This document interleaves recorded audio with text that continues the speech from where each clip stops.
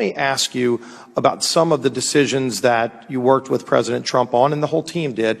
I know when you go back to the beginning of this, the China ban was very heavily discussed. Were you involved in working with President Trump on deciding to ban flights from China? Yes, sir, I was. Do you agree with that decision? I do. Do you think that decision saved lives, Dr. Fauci? Yes, I do. Do you agree with the decision when ultimately we saw spread in Europe, and then the president recommended that we extend that to Europe? Did you participate in that discussion? I was actively involved in that discussion, sir. Do you agree with that decision? Yes, I do. Do you think that decision saved lives? Yes, I do.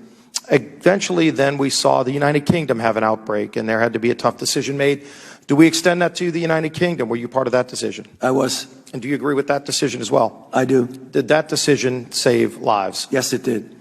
When you look at the 15 days to slow the spread, initially it started at 15. Were you part of the decision to implement that decision? I was very much involved in that. Did that decision save lives, Dr. Fauci? I believe it did. Then when President Trump met with you and Dr. Birx to extend that another 30 days, do you agree with that decision that President Trump made to extend that? Yes, I was very much involved, and I agree with it. Did that decision save lives, Dr. Fauci? I believe it did. So I know we've heard a lot about disagreements.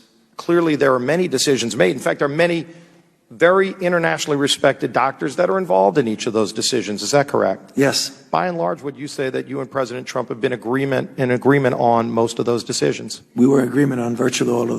Thank you, Congressman. I think you're correct in that we've seen this in other disease processes too. Early in the HIV epidemic, somebody may have a heart attack but also have HIV. The hospital would prefer the DRG for HIV because there's greater reimbursement.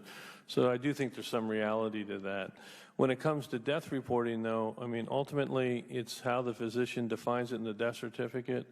In our National Health Statistics group here in Hyattsville, we review all those death certificates.